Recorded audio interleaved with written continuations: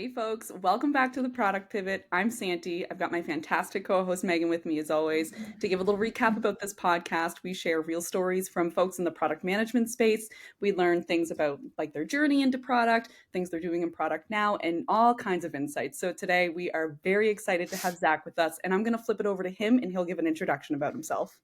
Yeah. Hey, everybody. I'm Zach O'Neill. I've spent the last over a decade now in the entertainment and product marketing space specifically, which is a very niche space to even have product marketing at large. Started my career as a producer for Fox, moved into corporate marketing, transitioned slightly over to the department at one time that was called OTT, which is now streaming in the streaming world. So back when over the top was the correct term and new media was the correct term. It's aging myself here a little bit, but started in that way and then ended up transitioning over to Disney Plus, and I was leading subscriber experience product marketing for Disney Plus, Hulu, and ESPN Plus under the Disney bundle for things like taking complex technical projects and making them understandable to any sort of audience, whether it's you, your kids, your grandparents, your parents, your friends. So think like spatial reality, like for the Apple Vision Pro, or IMAX enhanced and what a 4:3 aspect ratio means on a screen in your home, right? And so just yeah, excited to be here and excited to talk a little bit more about my journey and what product marketing can mean to myself and many others. I am like so fascinated. I loved that. That sounds so exciting. Like what you're doing right now, what you've done in the past sounds so exciting. I know that when you and I were chatting a little bit, I like read your LinkedIn profile, but you position yourself so well. Just talking a little bit about your background, it sounds like really exciting. And I know that like we had talked a little bit about how we hadn't had anyone from the product marketing space on the podcast before. We had someone in the marketing space at one point who had pivoted into product management, but I Right. think we're really trying to provide like a background of the other roles that kind of touch product. And I think marketing in general, like we have such a tight relationship with marketing as PMs. So I would love for you to talk a little bit about like how does someone get into that space? Sure. No, that is, I feel like that question is probably the most important question because I'll unpack first sort of the relationship between, at least my experience in the relationship between PMM and PM and obviously engineering, right? When I first got to Disney, as an example, Disney Plus, we were the first product marketing team to exist at the studio, right? And that was sort of it came on the heels of the launch of a streaming service, and we were really sort of having to invent the definition of product marketing within Disney Plus. They didn't know what it was. Like, right, they hear marketing, and the marketing department at Disney and at Fox and in many other major enterprises is gigantic, and everybody has the term marketing in their title, right? So everybody just thinks that marketing is a press release, or marketing is, emails, or marketing is social media, or whatever it is. And we were sort of having to boots on the ground educate the entire organization on what exactly this function is and what it's not. And in my line of work and the way that I lead global teams is you are meant to be a complementary function to the product management and engineering team to help amplify the work that they do.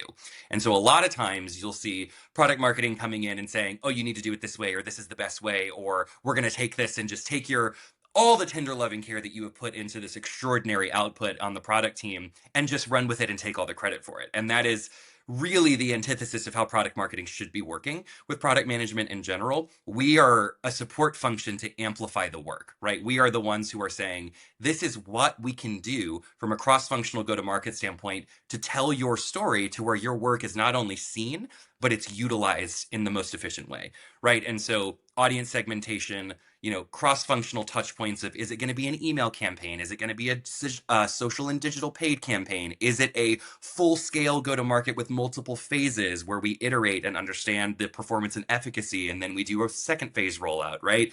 And all of it should be done with a relationship between the two people. There shouldn't be a decision that gets made from the product marketing team that doesn't run through the product management team, at least for a discussion, right? And so what I found is a lot of times product marketing will come in like a bull in a china shop, and it will feel to a product management and engineering team like we're trying to take their jobs, right? Or we want to take credit for the work that they've done. And that's really on my department and those in my function to I hate the word educate people because it's not that people need to learn how to work with it. It's actually more so educating people on who you are as a person, right? And I think if your working relationship is collaborative, you are the central nervous system as product marketing for the entire ecosystem of how products go into the world, right? You are the ones who are dealing with finance and accounting, with press and PR, with audience segmentation and usage, with A/B iterative testing off service, right?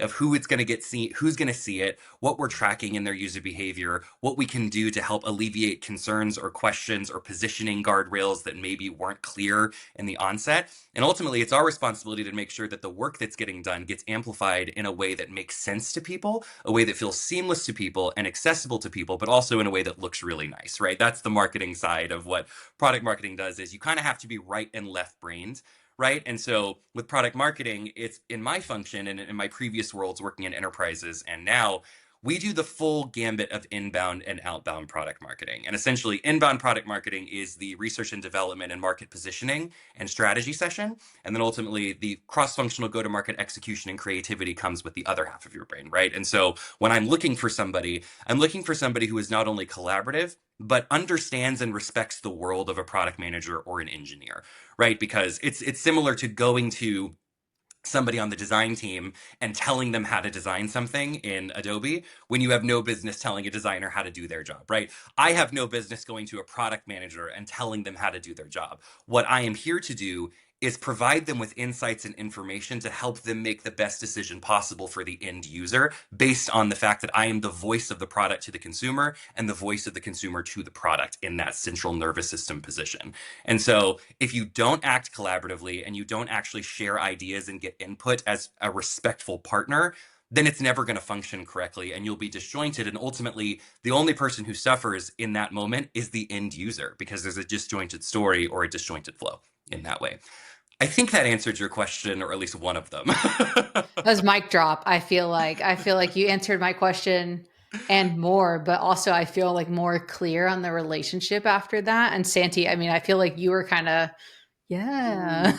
Mm. It's like, Mm. yeah, I mean, like, I can't do your job. There's no world where I could do your job. What I can do is provide you with the resources and information to help make sure that this goes out into the world and everybody cares about it to the way that they should.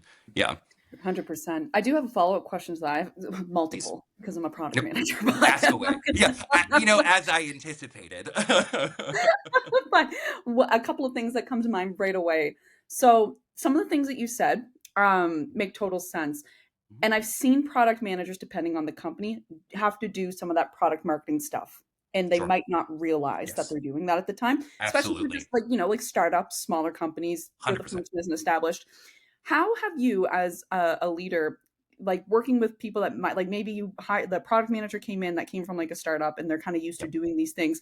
How do you manage like that relationship where there is like an established product marketing, Of department course. and this PM can kind of maybe let go of some stuff or 100%. And to your point, like there are so many product managers who do the job of a product marketing manager because they don't have that support function, right? right. Like typically in a lot of places product marketing comes when the product is mature enough to have one, right? It's usually the boots on the ground work and the iterative launch that happens at the beginning and that MVP stage is usually at the hands of just the product and engineering. Product marketing comes in whenever there's a reason to amplify or a reason to change and test and iterate.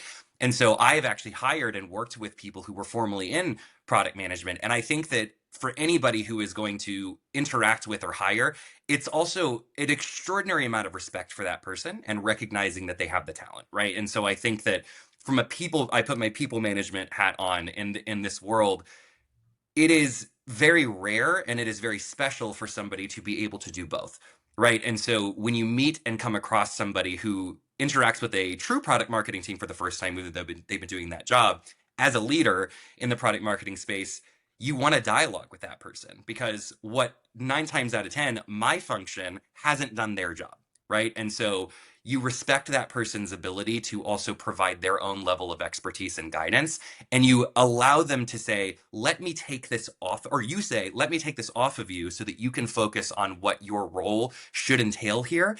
and you don't have to chase down all of these different things. We will be as communicative and clear with you as possible on all of the things that can help amplify this work and help educate you on the best decisions. But please don't feel like you have to own that. This is still your baby. This is still your product and service line. We are just here to make it look amazing and get it in front of as many people as possible in a way that they can understand. And that part of that process, especially if that person has experience, is buy-in, right? Like respect them as a partner, right? I think that there's such a weird connotation to the term services organization or a service organization like marketing ops or marketing in general. A lot of times they're seen as, oh, they get a request, they execute, they move on, right? And I try to think of product and product marketing and even engineering in the center as partners in this, right? Like no one should be making a decision that can impact the entire project without consulting with each other, right? And so I think in a perfect harmonious world, product marketing has a lane, engineering has a lane, product has a lane, but there is consistent open sharing information of ideas and expertise that is respected in that space. And where you cross the line of disrespect is when you shut somebody down who may have the experience prior or better experience or even just an idea that differs with yours. Marketing, I'll be the first to say, people in marketing are very sensitive when it comes to creative campaigns, right? And I think that goes for every field. You insult somebody's billboard ad, they're going to say, we spent, millions of dollars and 10 people worked on that. How dare you, right? But the fact of the matter is maybe the billboard didn't actually come across the way that it should because we weren't telling the story correctly, because we weren't consulting the people who built the product or the story, right? You may have your own perspective, but you may not have gotten enough information to tell the story adequately. And the only person that knows that more than anybody else is the person who built it themselves. She's like so impressed. She doesn't even know what to say next. But I'm a good partner. I'm a good partner at work. It seems like, I feel like, I come from a startup background, so I feel like I have limited marketing experience, like having that actual partnership. I have worked with a lot of marketers. Luckily, I have been able to work with marketing teams, but I haven't had that full like product marketer relationship as a PM, or even just like consistent marketers that I've worked with. It's usually been agencies or short-term relationships to get a project off the cuff, or however you want to word that. It hasn't been just like full in-house employee relationship. So it's good to hear how you position it. And I hope that that's a consistent feeling out there, because I don't feel like my experiences have aligned with how you're telling it. Meagan, I don't think that you're alone on that. I think that we are, and the reason why I'm describing it in such a passionate way is because of what you just said. Most of the time, product marketing gets a really bad rap for being an overstep in a lot of ways. And so when we're creating something as simple, and I say simple as, but when you create a product, it requires a positioning guide, right? It requires the step by step.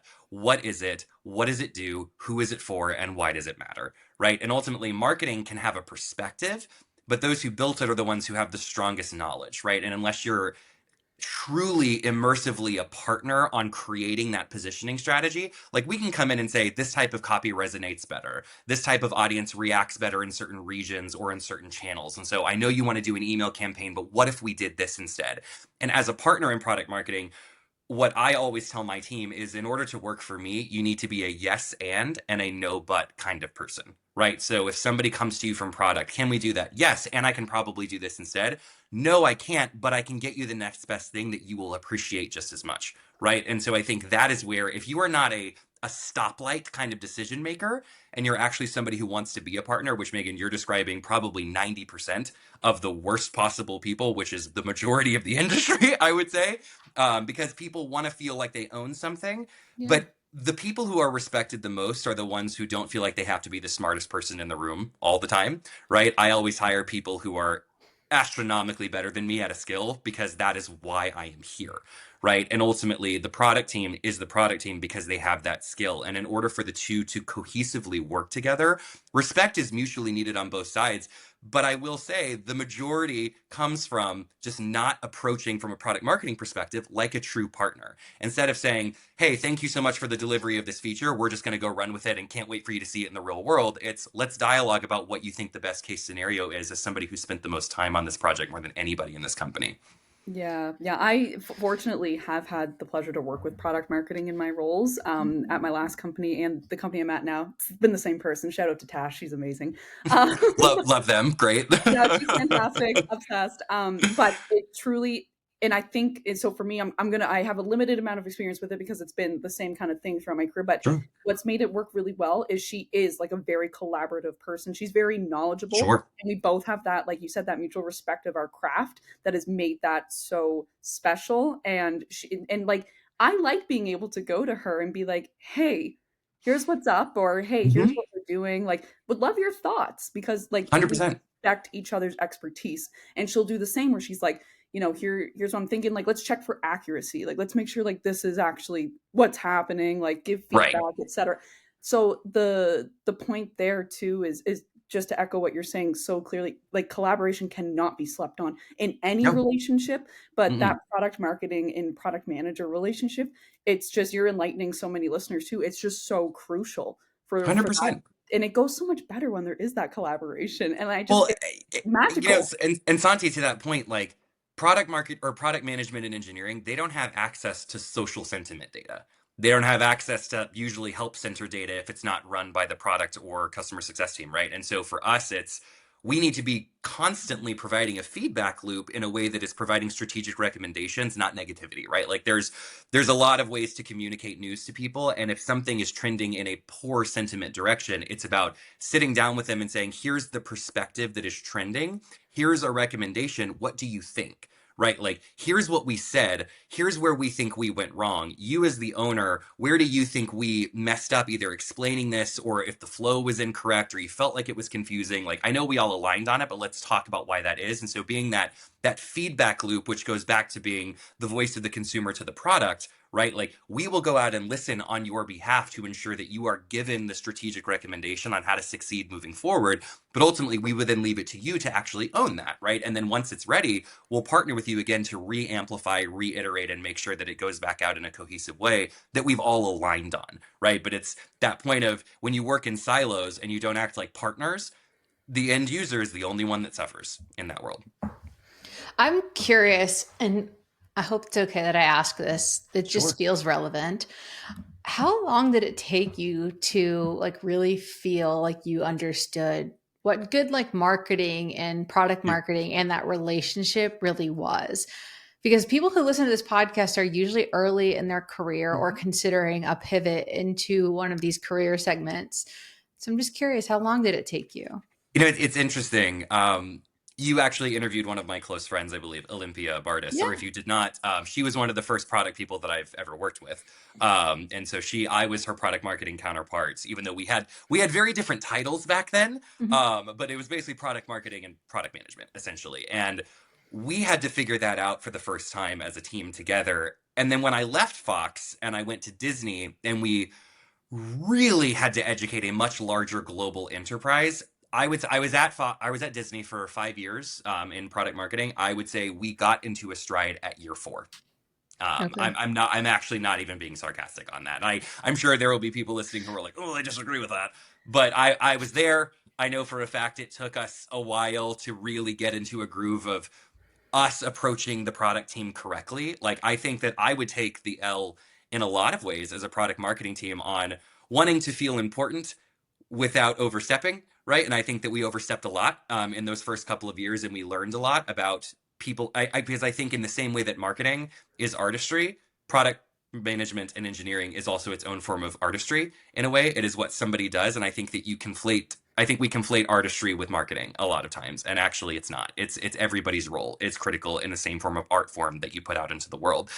But it took, I would say, roughly 4 years of consistent large global scale products for us to really find a stride in product design versus marketing design, copywriting for consumer versus copywriting for tech and product, flows for purchase funnels versus flows for features, right? And all of these people come to the table with very different perspectives as the user, and if you don't fully sit down and talk through the purpose and the goal of each of these things for the end user, that's where those disjointed conversations happen. Because what I've seen is people use design as a blanket term. And there is such a difference in a functional designer versus a marketing designer. and you can't put them both in a room and just expect them to do their job, right? You have to provide that direction as the co-owners. And so I would say, yeah, years, but it can go faster, right? It can go faster. And on my side, I think it probably could have had, we dropped the hubris a little bit on wanting to feel like we are the owners and leaders in something and rather being a collaborative partner. Because what we found is as soon as you kind of drop that wall of this is my lane, this is your lane, and you start collaborating efficiently, things just kind of sing, right? Like the meetings start to happen and you start to get Slack messages asking for your perspective, or you start to get a, hey, did you guys see this? Or, hey, have we thought about this? And it becomes less of, hey, I'm telling you how to do your job, so here's an article about what Netflix did. Why didn't we design it like this? And more so, hey, I was thinking, we're building and iterating this. Like, how long do you think it would take to maybe design something like this? And it's more so like, let's dialogue. Let's not dictate, let's dialogue, right? And that stride took a while, and I will say Disney had some of the most extraordinary product and engineering partners that I will ever work with in my life, and I'm so grateful to have learned from them at such a global enterprise scale. And same with my team. Like I trained my team, and I left Disney. I was in tears leaving Disney, just knowing like I have such a kind group of collaborative, intelligent people underneath me that like that reputation can continue. And I'm hoping that it still is. I really hope it does. And it starts at the beginning. And I always said since I was at Fox, for many reasons, because it's Fox, but fish rots from the head, right? Like, and if you as the leader are causing systemic issues or confusion, all that does is trickle down and get worse and worse and worse and worse. And so as the foundational owner of the department, it's my responsibility to start off everything with collaboration and cohesivity, right? That's how it works. And so as anybody who's going into this field, just remember that it's okay to not know everything, and it's okay to be the person that doesn't speak first, right? Like people who move in silence are usually 10 times more respected and easier to work with than the loudest voice in the room every single time. Hey everyone, it's Santi popping in real quick to talk about Prodfolio. As we know, storytelling is a massive part of product management, but sometimes we struggle to tell our own. Meg and I are no exception, and after having many conversations with other product people, we noticed a trend. Lots of other PMs struggle to tell their story too. So like this podcast, Meg and I set off to help close this gap we were seeing, which is where Prodfolio comes in. Prodfolio is a portfolio building tool that helps product managers tell their story in a way that hiring managers are actually interested in seeing, all in a fraction of the time as other methods. Show your work, own your impact. Link in the description. That's so true.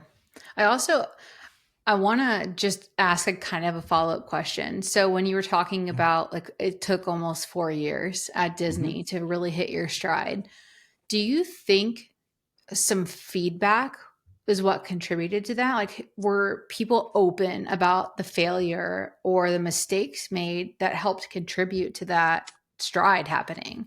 I think they were. I think that in the first couple of years, when Disney Plus launched, I mean, I don't think anybody expected it to hit their 4-year trajectory in 48 hours, right? And so I think that there was so much, rightfully so, running around like a chicken with your head cut off, trying to build a global product while you're flying the plane in a way, with a subscriber base that is so hungry for the franchises and the meaningfulness of Disney, that you're also trying to build a cohesive product at the same time. And it's really difficult. And so I would say we tried at the onset to do postmortems and retrospectives. And I think that, again, even at the beginning, everyone was so overwhelmed with trying to just get the thing to work that people didn't want to really sit there and try to fix a process that really, even if we had fixed it that early on, it was going to change, right? Like we grew by 200, 300, 400 people in that division, and processes changed and leaders changed and roles changed.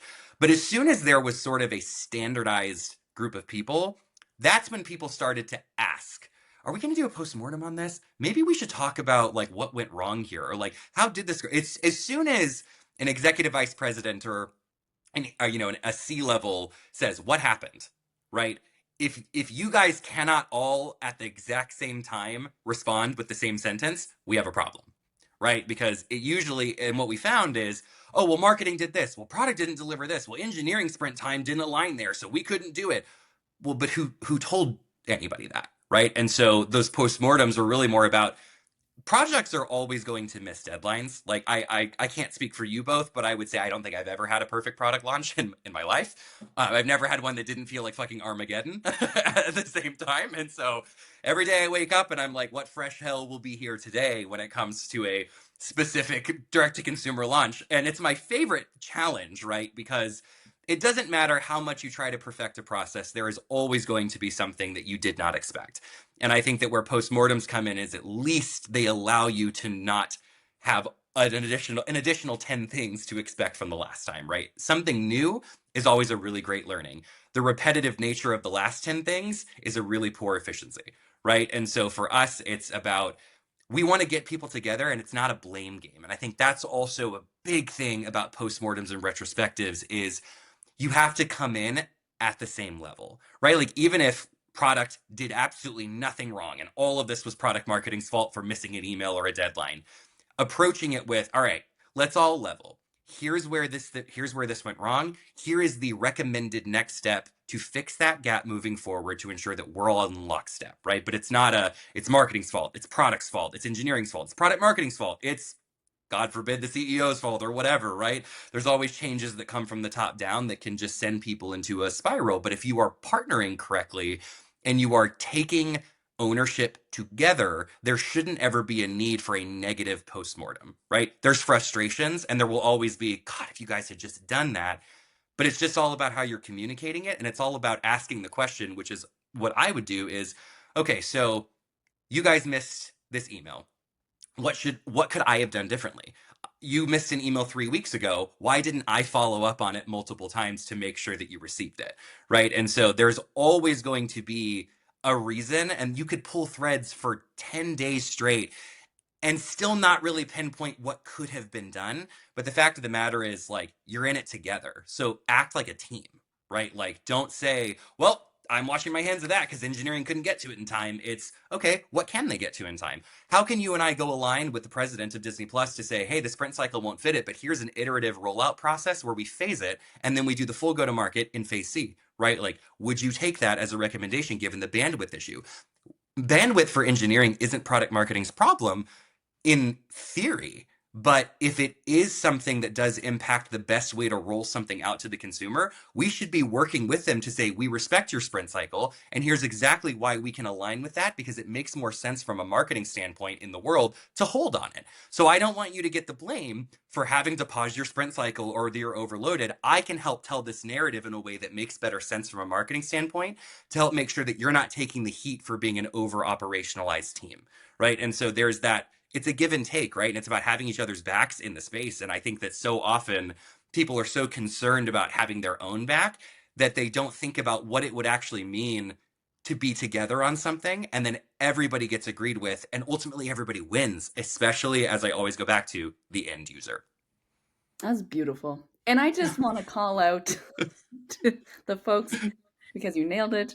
Nothing ever in software development goes exactly according to plan. And if it does, it is 1 in 100 million. And you are a unicorn, and I want to invest in whatever that is. So yeah, it doesn't matter what the project is, unless it's a button color change. That's the only thing I could think might go to plan. And even then, the button color will go through 11 rounds of approval and probably become a slightly different variation psychologically. So exactly. We're changing copy, we're changing location, we're adding a toggle. Like, come on. Yeah. I mean, it's always something. It's something. There's always something. So the fact that your approach to collaboration is one that you have deeply, and we can all tell, is like deeply rooted into how you are as a person, a professional, a leader. Knowing that fact that nothing's going to go according to plan, but having that approach to it, it truly is refreshing, because that's exactly it. We are all on the same team. We all have the same goals. We all want the same outcome. Let's lean on each other, our skills and our expertise, collaborate, and just remember that we are literally all humans doing this. We're all supposed to be rowing in the same direction. 100%. And at the end of the day, Santi, it's a job, right? Like, these are humans doing a job, right? Like, we don't need to be adding stress in a way that is not already very stressful, right? Like, the job is stressful. A product launch is exponentially more stressful than anything I've ever dealt with in the marketing world. Don't make it harder on another person by making it feel like it's personal, because it's not. Exactly. Exactly. I love that. So true. I'm curious. So we've talked a little bit about like the larger corporate companies that you've been working. Have you had to alter how you talk about storytelling, positioning, things like that as you've moved from that space? Because I have never worked at like a large corporate company. So maybe educate me a little bit about how that's affected how you work. Yeah, no, and that's a great question, and I will say like it's the same question I got during all 9 of the interviews I did, right? Which Nice. is which Oh is, my God. are you sure? Are you sure? Right? And that's any startup, right? Like we're a very early stage startup. Nothing is nothing is process proven in a early stage startup, right? It is all in the we're learning together stage, right? And what I appreciate about my experience at Disney was I would consider Disney Plus a $1 billion startup inside of the Walt Disney Company. It did not operate like the rest of the Walt Disney Company did, and I was very fortunate to be in a startup environment where we had a backstop financially that feels like you have a private equity backstop. If you're in the VC or PE, funding space, it's like you have the opportunity to test and fail. And it's a similar way in privately held companies. And so for me, the core components of what we do remain the same. The execution of those components and the resources that you have are what is different, right? And so product marketing and brand strategy and growth marketing, at their core, those definitions are exactly the way that they were at Disney. What you have to find in when you're going from an enterprise to a small scale company is, or even a mid-sized company, is you have to be extraordinarily creative and resourceful with what you have, right? You don't have 12 designers. You may have one or two, and one of them may be a contractor, right? You don't have a team full of copywriters. You have one or two and maybe ChatGPT, right? And so how are you training and skilling and operationalizing in a way that allows for scale without creating burnout and also hitting all of your goals, right? Because at a place like Disney, I mean, like, we were busy all the time, even though there were so many people. And that's because it's constantly scaling, right? In a small company, you're busy all the time, probably 10 times busier because you're wearing your counterparts hats that you had at a bigger company, and you're trying to scale for it to be bigger. And so a lot of it is, and we're following a similar pattern as a product and engineering team do. We do 6-week sprint cycles. And so we have a 6-week OKR sprint cycle that we roll out as, here is what we know are the core, understanding like the growth marketing, the partner marketing, the brand marketing, and the storytelling, right, and product marketing, understanding what is always on versus what percentage we're keeping as like a flexibility for random requests or off-center requests or leadership requests or whatever, and how do all of those things allow for scale over time.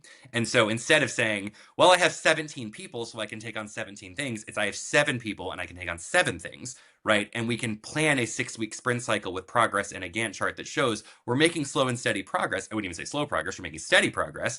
But ultimately, we're adhering to what we can manage to where everything is not a mile wide and an inch deep. And a lot of times, leadership doesn't necessarily understand that marketing doesn't function like everything else, because we'll get a request to make a t-shirt on the same day we'll get a request to make a Figma purchase funnel flow, right? So it's like you really it's the whole gambit of where your logo shows up and what a user sees, right? Anything that a subscriber or a user sees, tastes, smells, experiences, product marketing has to touch that in some capacity or be the gatekeeper of the copy, the positioning, the colors, etc. And so it is the same kind of role.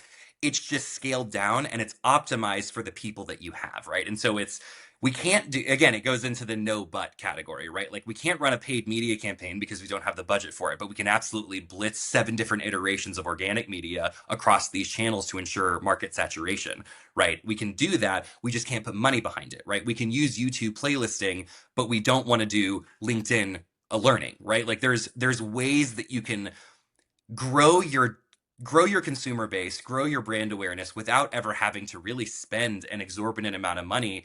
And a lot of times you'll find in these enterprises, you're spending a lot of money and it's not working, right? Like, and so what I love about working at a smaller company and having the opportunity to be a little more grassroots and test and iterative forward is, it's okay to fail when you're not just throwing money at something. And it allows you to actually, from the ground up, understand your audience without paying to understand your audience and getting a real, actual insight into the organic commentary and the organic usage and the organic positioning that you have in the space before you ever decide to invest $1 into it.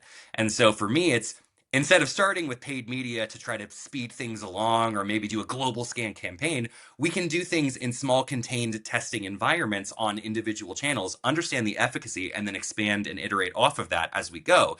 And a lot of people will say, that takes forever. But you know what else takes forever? Having to retell your story 4 times because you did it wrong and spent $50,000 on it, right? So I would actually rather do it right the first time and go just a little bit slower and steady than try to throw money at something that ultimately will give you a slop result back that takes a 6-month window to try to rebuild, in my mind.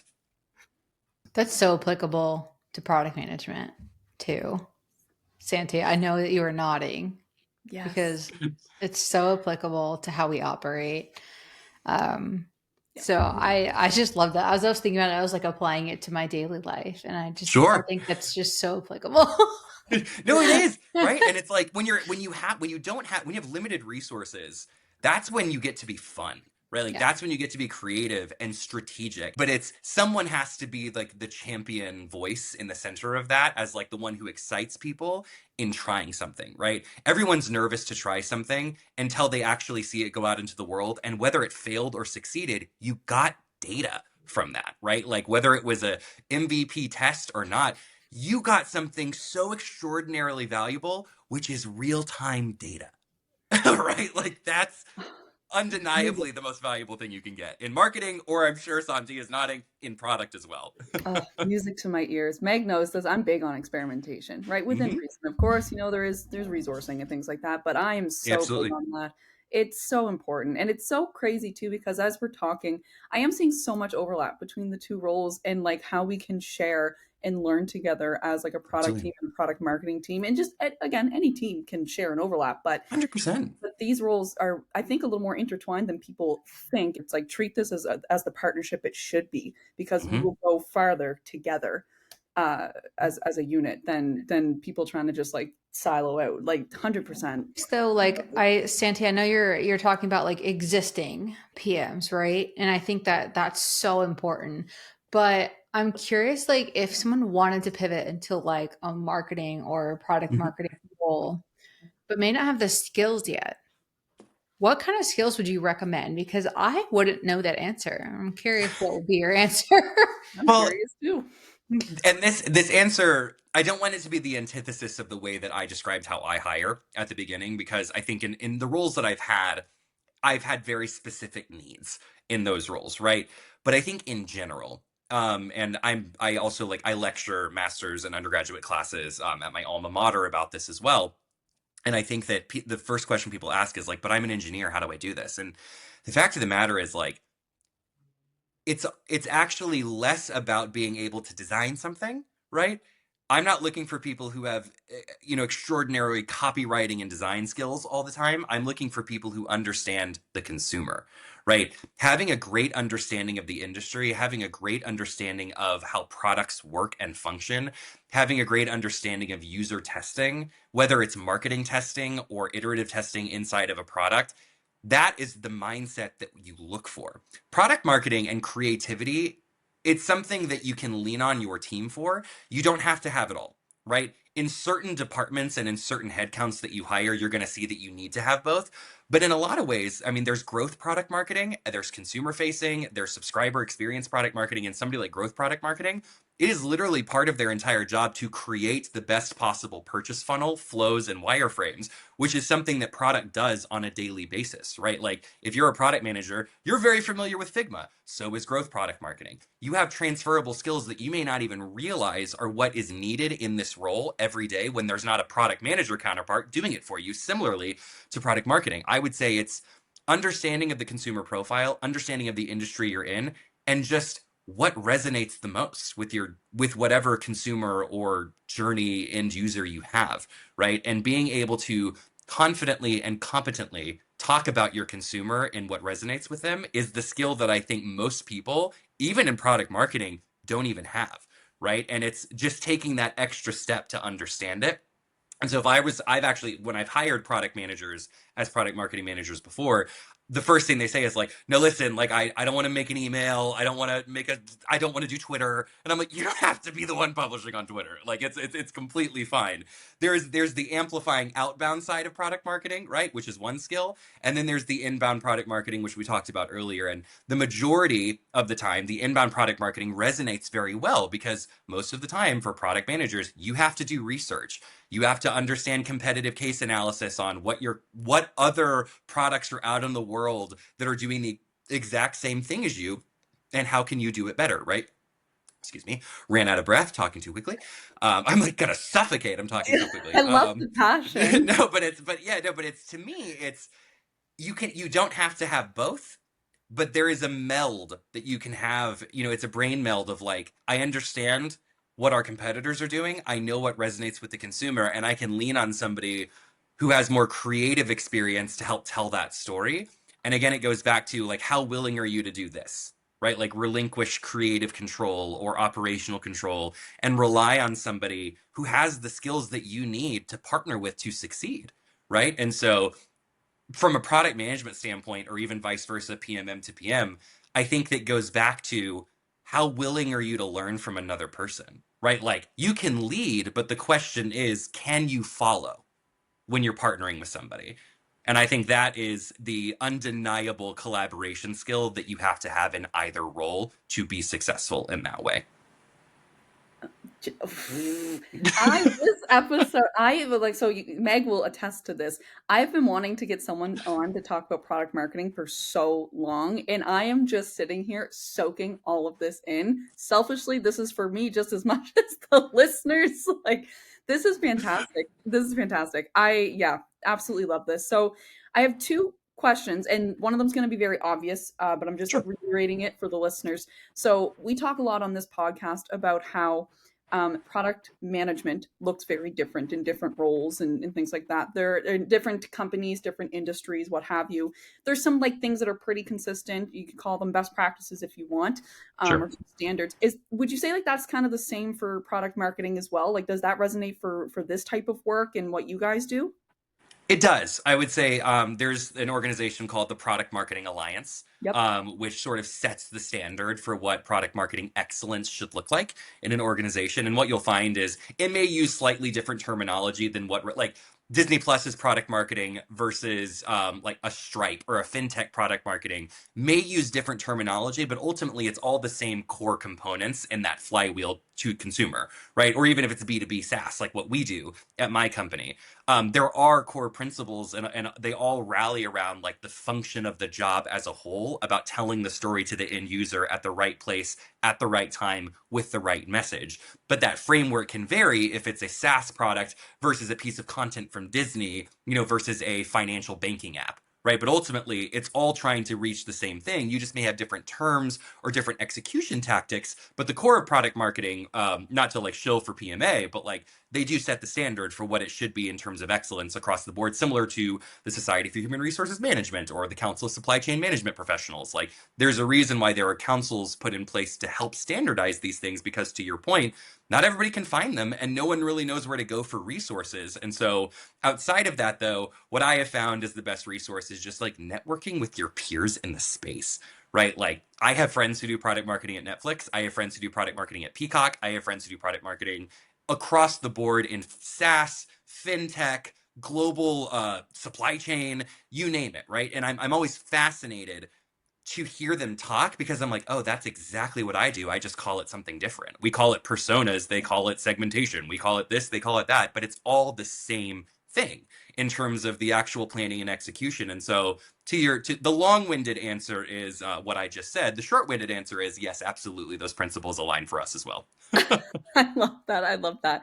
My second question I wanted to ask is how has product marketing, the role in like what you guys do, been changing in the age of AI? Because I think we've seen it. AI has taken a lot of attention Yep. from everyone, and we've seen it kind of evolve roles in different ways. We on the product side are absolutely feeling it, and I'm curious how that might be impacting the product marketing role today.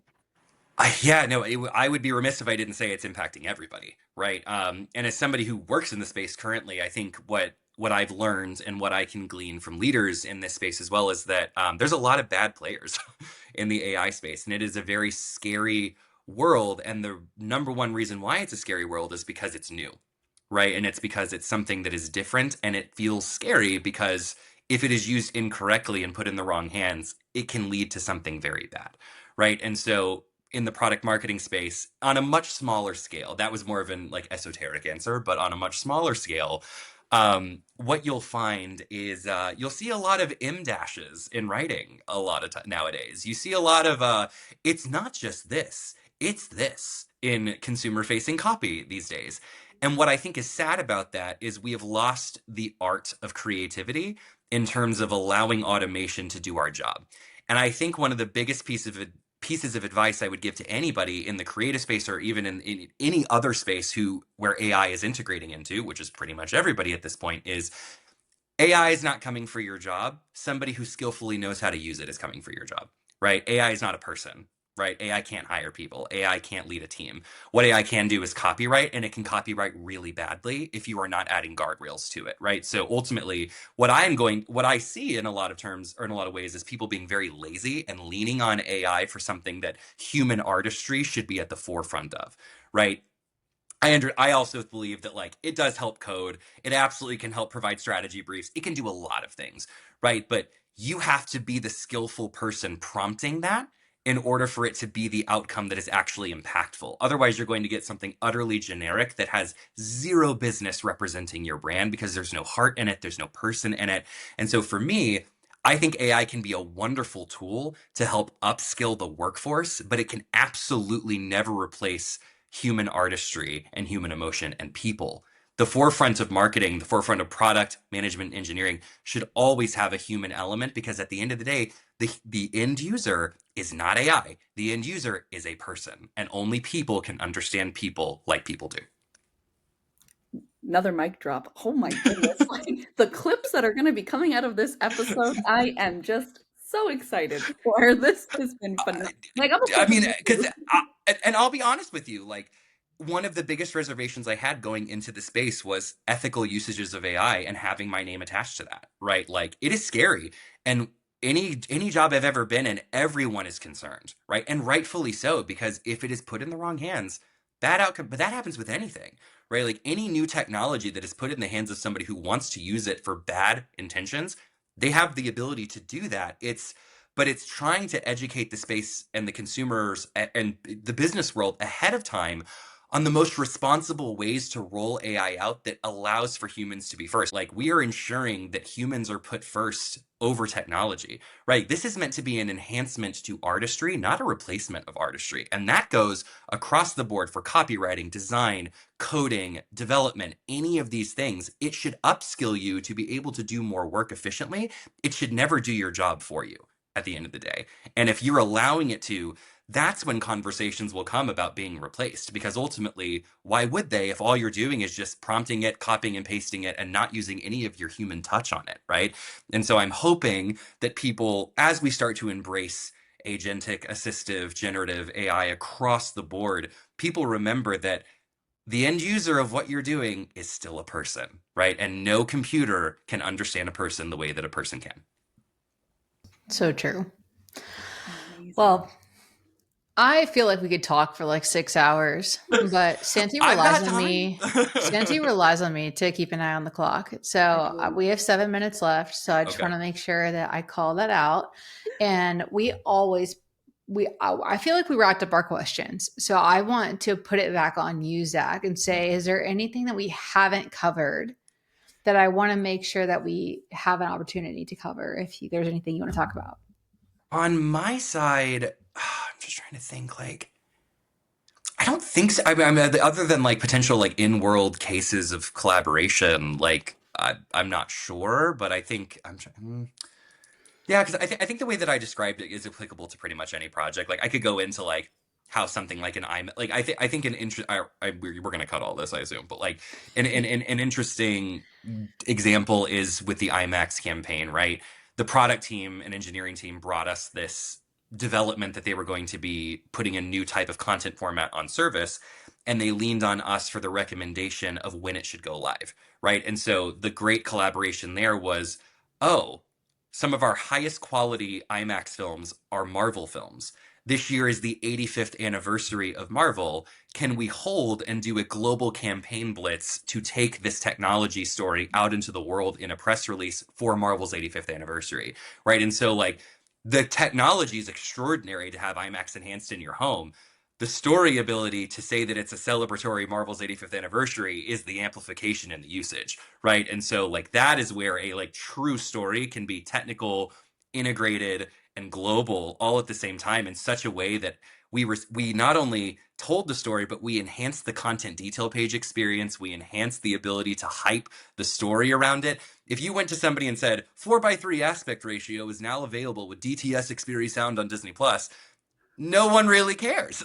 Like, I'm going to be totally honest with you. And no offense to my lovely friends at IMAX and DTSX, but if you say, see your heroes like you've never seen them before and re-enter the Marvel Cinematic Universe with full scale and scope of the picture the way the producer intended it to be, right? Like, that's well, oh, I don't want to miss that, right? You've already seen this movie for the last 5 to 6 years on Disney Plus, but you're experiencing it in the highest fidelity possible in the way that it was intended to be experienced.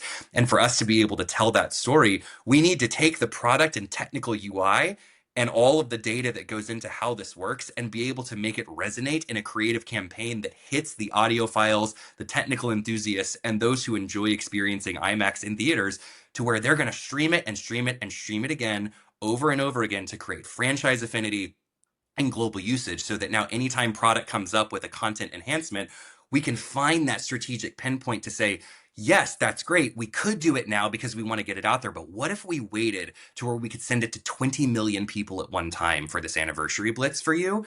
Wouldn't you want that data as the launch to understand your users so much more than trying to launch it on a day just because it fits into the cycle? We'll advocate to leadership to hold the sprint cycle so that we can create a better marketing story. And if we do that together, this is 10 times bigger than it ever could have been. And the work that you did over the last year and a half will actually be celebrated in the way that it deserves if you allow us to tell the story in the way that we think makes sense for the consumer in that way. And so I think IMAX and Disney Plus for the product and product marketing team was like a beautiful cohesion of like something that sounds so technical that then looks and feels extraordinary once it goes out into the world in its truest fashion. So again, you may be able to take some of that. I don't know if you'll be able to take some of I that. feel like that like really encompasses what we've been talking about this whole time, which is the relationship. And Santi, I saw you were going to say something too, but I just wanted to call that out. Oh no, that was it. Like I'm taking all of what you just said. That was great. This is Because I'm like, because that's the in-world example of like, I didn't build the encoding platform. I didn't build the product flow.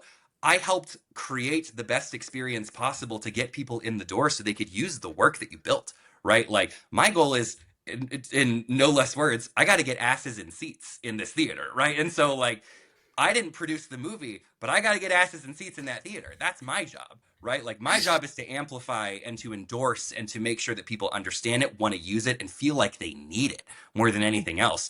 Their job is to make sure it works and that it's seamless and that it's stunning, right? Like, and so if we can partner together, that story is just tenfold, 10 times better as a partnership. Wow. I think every insight that you shared today has not only taught me something, but I don't want to speak for her, but I feel like it's taught Santi something. I feel like we've learned so much from this episode. And I imagine that our audience, either aspiring PM or existing PM, or even maybe some product leaders, will learn something from this episode about even maybe improving their existing relationships with their marketing departments. Because like you said, maybe 90% of them are not operating at their best capacity. And it all has to do with being collaborative.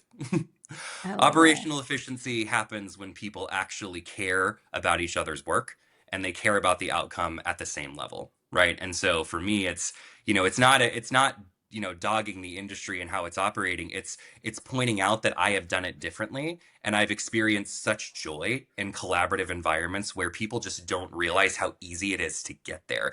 And once people reach that aha moment, that light bulb moment that you can collaborate and still feel like an equal partner in something, as I said earlier, that's when things just start to sing and things just start to align directly on the track. And that's how you start to get in lockstep for every project moving forward. So I hope the people listening to this know, like, it's okay to try, it's okay to let go, and it's okay to learn.